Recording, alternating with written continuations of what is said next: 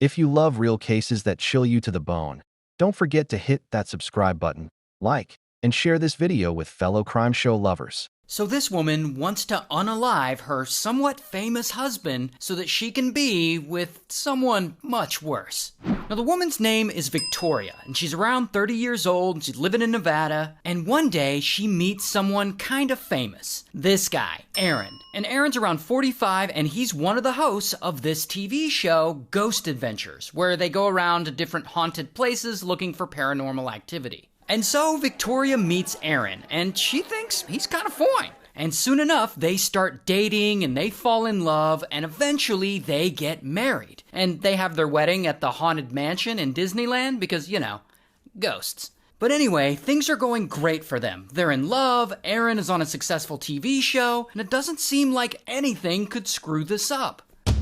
Until a few years go by, and for some reason, though they haven't been married that long, Victoria starts feeling lonely. Maybe it's because Aaron's off filming his show all the time, or maybe it's because she's jealous of the attention he gets and she doesn't. I mean, I'm speculating here. We don't really know why she's lonely. But Victoria starts becoming unhappy. The thing is, it seems like Aaron doesn't really know that she's feeling this way. I mean, maybe she's just not communicating this with him. But one day in 2024, everything changes because she's watching this true crime docuseries. A docuseries about this guy, Grant. Grant is 35 and he's actually in prison right now. Why is Grant in prison? Well, if you remember, about a month back, we actually covered Grant's story. And if you don't remember him, let me remind you of what he did. One day in 2019, he comes across a cam girl site and he starts watching this cam girl. Her name's Sylvie. And Grant thinks Sylvie is fine, and he starts donating money to her. And over time, he becomes obsessed with her, and he starts stealing money from his family members to donate to her. In fact, little by little, he steals over $200,000 from his family, and he just donates it all to Sylvie. And his family becomes desperate to get him to stop talking to her, so they end up taking his phone away. And in retaliation for taking his phone away, he gets a pew-pew and he unalives his mom, his dad, and his brother. So for that, he gets convicted and he gets life in prison, which he is currently serving. Here's the crazy thing though. Prison hasn't actually stopped Grant from being obsessed with women. I mean, he's kind of well known now. Like, his story is famous. He's had a whole ass docuseries made on him. And because of that, I guess women around the country have been writing to him while he's in prison. Like, oh my God, you're so fine. As if he didn't just get convicted of murdering his whole family because he couldn't have this cam girl. No, these women want him. Like, sometimes he'll have phone contact with them and he'll respond all creepy like, "Hi, my precious little kitty. I want so many more pictures and videos, and this is just amazing that I get to see you like this. Those beautiful little that I just want to fucking bite on." Buh. So yeah, I guess in prison, he got game? Anyway, so back to Victoria. So in 2024, she watches this whole documentary about how Grant went crazy over a cam girl and unalived his whole family. And for reasons I'll never understand, she's like, oh, he seems like a nice guy. I really want to get to know him. And that is when apparently Victoria writes to Grant. And I assume he writes back. And soon they hit it off and they're communicating back and forth. And at some point, while in prison, Grant low-key gets a contraband phone, which is a cell phone that he would keep hidden because prisoners are not supposed to have cell phones. So he gets this phone and he and Victoria start texting one another. And I guess over time, they really start liking each other and they fall in love. Now keep in mind, she's still married to Aaron. So now she's having like a full-blown emotional affair. And she starts texting Grant about how she wants out of her marriage and how she'd rather have a life with him, while poor Aaron, who from the reporting I've read is universally described as a nice guy and a big teddy bear. This guy has no idea any of this is going on. He apparently believes nothing is wrong with his marriage to Victoria and that everything is going great, because while Victoria is around Aaron, she's pretending that it is. Now, this is where things get really messed up. So Victoria and Grant are texting back and forth all the time, and they allegedly come up with a plan to get rid of Aaron for good. They decide to hire a hitman to take Aaron out. And so Grant is apparently all excited and he gets right to work on this plan. And he uses his contraband phone to contact someone he knows on the outside. I guess he just texts this guy and he's like, hey, wanna murder someone? And this person is like, all right. And through text, Victoria agrees to pay this hitman $11,515, which is a very specific amount. But anyway, boom, they have officially set this plan in motion. Meanwhile, in front of Aaron, Victoria is still pretending everything is fine and that she's happy in this marriage. On Instagram, she posts pictures of them together on a plane, while he's still oblivious. On their wedding anniversary, he posts a picture of their wedding saying, 2 years ago today, I got to marry my best friend. I'm so lucky to have you in my life. While at the same time, she's texting Grant, talking about the hit that they're about to pull off and saying things like, I'm so anxious, Lolo. I just can't believe it's happening. And then she asks, am I a bad person? While Grant's like, of course not, baby. Why would you think that? And she's like, because I chose to end his existence, not divorce. And by the way, I didn't make these texts up. These are word for word what they texted each other. Anyway, so the date of the hit approaches, and Victoria and Grant and this hitman all make their preparations. And they allegedly tell the hitman they want Aaron to be unalived while he's out of state, while he's on location filming Ghost Adventures in California. Then Victoria texts Grant Aaron's schedule and his shooting locations, the make of his car, a picture of him. She's also able to give away his exact location with the Find My app. And so Grant sends all this information to the hitman. So now the hitman has everything he needs to get the job done. Then Grant allegedly texts that Aaron's asleep right now in the hotel room, signaling the hitman that he should move forward. Then Grant waits, and he waits, and he waits. And he's not sure if Hitman did the job or not. So he texts him, can I get an update? Was it done? And that is when everything falls apart. Because suddenly, boom, correctional officers at the prison bust Grant for having a phone that he's not supposed to have, and they take it away from him. And as of now, we don't know what happened to Hitman. We just don't have that information yet.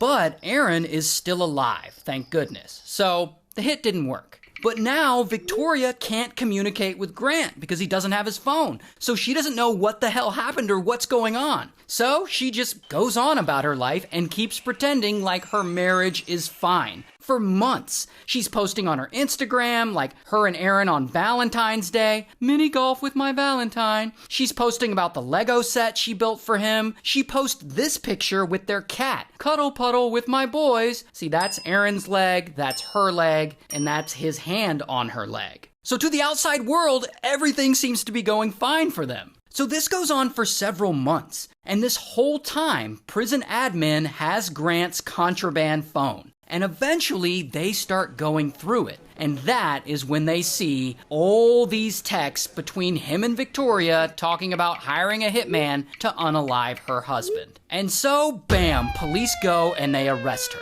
And I don't have a mugshot, but here's a picture of her in real life. Also, just reminding you that she hasn't been convicted of any of this, so all of this is technically alleged. Meanwhile, we're all glad that Aaron is okay, and I've read that since then, he has filed for divorce. So, good for him.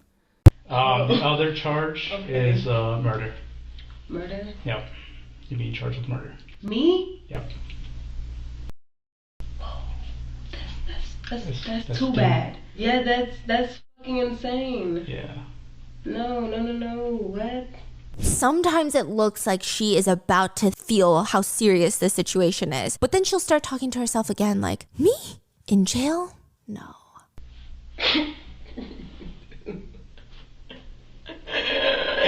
What the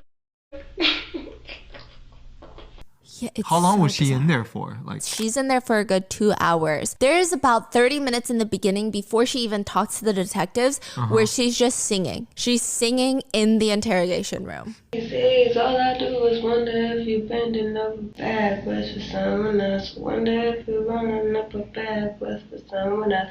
Doing things I touch you, getting nasty for someone else. Then she's left alone for about another 20 minutes where she's just kind of talking to herself. And at certain points, it seems like she's getting serious, but then she'll start yapping to herself again about me in jail? No. no, no, no, no, no. And then she'll put her head in her hands.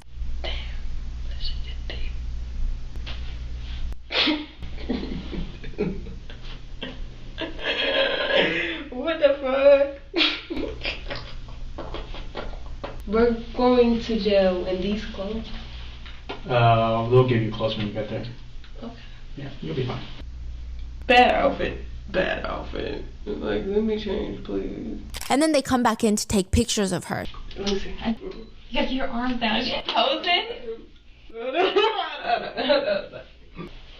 Even when they're handcuffing her, she's like making jokes. Can you imagine living with someone that you know is trying to end your life? This hidden camera captures a moment this woman puts bleach inside her husband's coffee maker multiple times a day. This is Robbie Johnson, and he began setting up cameras all around his house when he started to notice that his coffee was tasting a little off. He wasn't really expecting to catch anything, but when he looked back at the footage, he was shocked. His wife Melody is seen pouring a substance inside his coffee maker every single day before he brewed the coffee. Robbie got testing strips, and each time it tested positive for chlorine. At this time, Robbie and Melody were in the process of a divorce, but they were still living together. Robbie pretended to drink his coffee every morning and continued to gather evidence so that he can go to police. But when he showed police all this footage, they said that they couldn't see exactly what Melody was pouring into the coffee maker, so he couldn't prove it. So Robbie had to set up even more cameras around the house with different angles so that it can prove that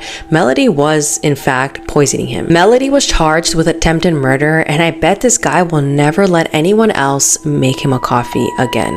Virginia unalived her parents, hid their bodies in the house, and continued to live in that bitch for 4 years until the police bust down her door. And when they said they was arresting her for suspicion of homicide, that's when the crazy bitch confessed to what she done to the parents and where she hid their bodies. What the fuck? She slipped something in the daddy's drink. I couldn't quite understand what the fuck it was she was saying. The next morning around 6 a.m., she went to go check on him, and he was no longer here. That's when she shifted her focus to her mama, and she stabbed her. She dug a hole for the daddy and put him under the bed. She put her mama behind the 5-compartment wardrobe and slid the bed up beside it. Something about it being beside a sink as well. The detective was like, okay, your mama is in the cupboard. She was like, no, it's the wardrobe. God dig on it, bitch. How you want to be specific? I don't even know if this is the moment to be that specific. And then she ain't show no fucking emotions. People will be questioning, where the parents were, but she would say that they were either sick or on a lengthy vacation. One thing led to another. I guess the police kept getting calls, and that's when they busted in her door. She did receive a life sentence for these crimes. I wonder if she had any signs before she done any of this shit. God dang, there has to be some signs, ain't it? Like, these things are crazy because you don't know if she had like a mental problem or whatever. You don't know if the parents were abusive. I don't know. You just never know what to think in these kind of cases. I needed to hear it all to see the ins and outs of it. Like, your parents? And then you just carry on with life like it ain't nothing for 4 fucking years. She seemed to be glad that she was finally caught. She said that now she might finally get some peace.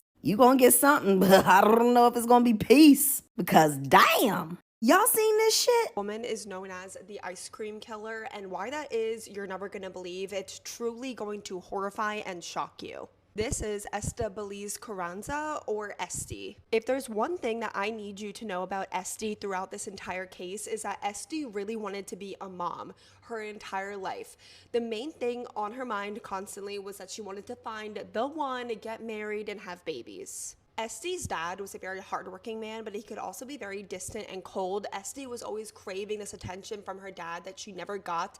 Thus, they had a really bad relationship. And from a very young age, Esty actually fantasized about killing her dad, but she never did. But these murderous thoughts continued as Esty got older. When Esty's college boyfriend broke up with her, she fantasized about killing him, but she never did. But Esty was just so devastated because she really thought that her college boyfriend was the one and that they were going to get married and have kids. Esty ended up moving to Germany. When she was 22 years old, she was working in an ice cream shop, and then one day, a man named Holger Holz walked into the ice cream shop, and it was love at first sight. There was an instant connection, and very quickly, Esty and Holger got married. So you would think that this would be a dream come true for Esty. She always fantasized about finding the one, getting married, and having children, but there was one big problem. Holger always told Esty that he was waiting till marriage because he was very religious, but once they were actually married, Holger told Esty that he thought that act should only be done if you were actively trying to get pregnant and he was not ready for kids. So it seemed like they were together and married for years without ever doing it.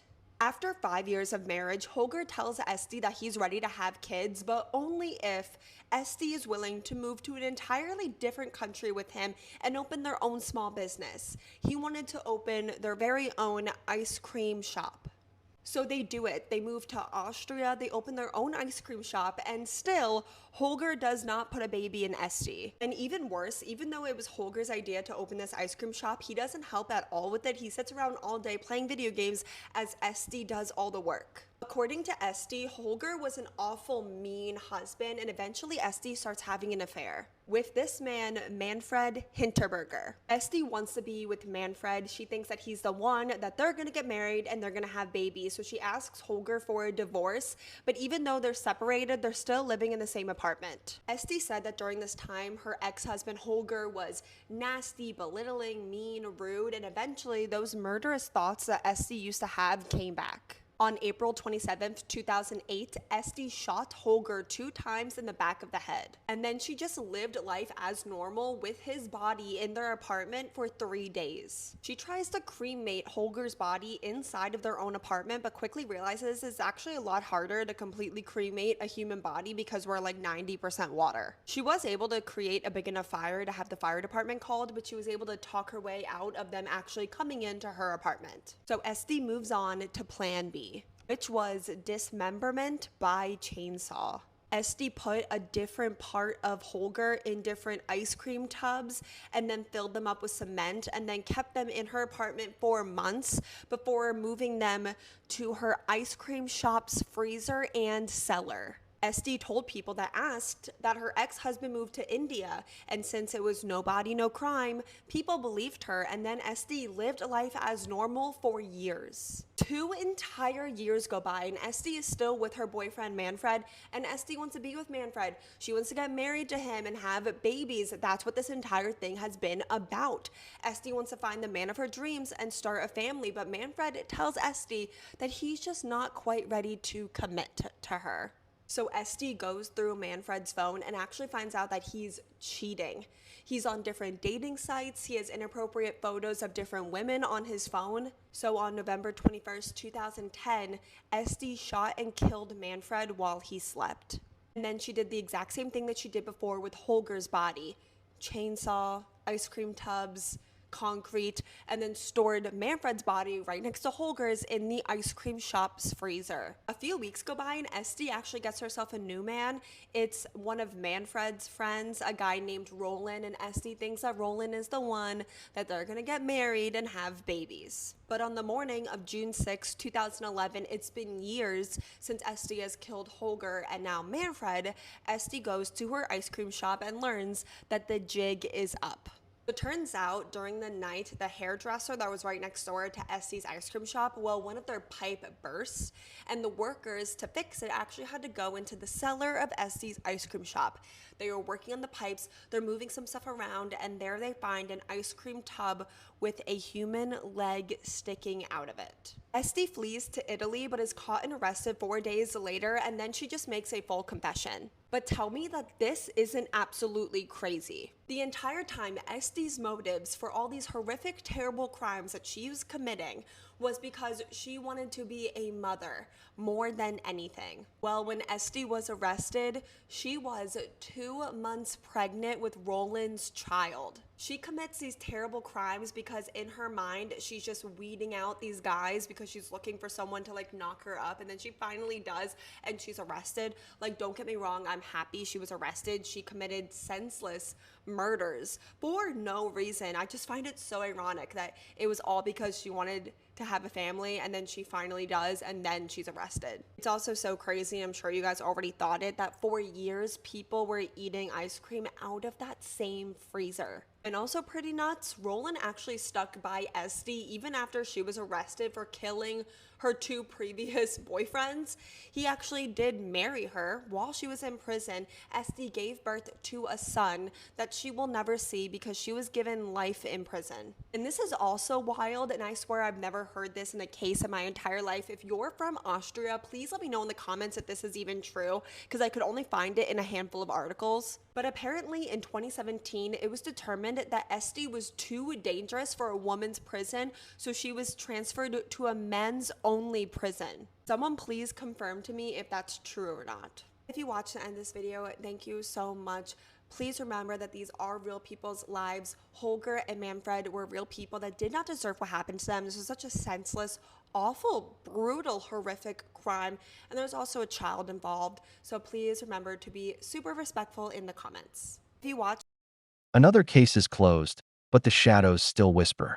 If you want more chilling stories, shocking twists, and real crime files, don't forget to subscribe, like, and share. Turn on the bell, because the next story might just haunt you.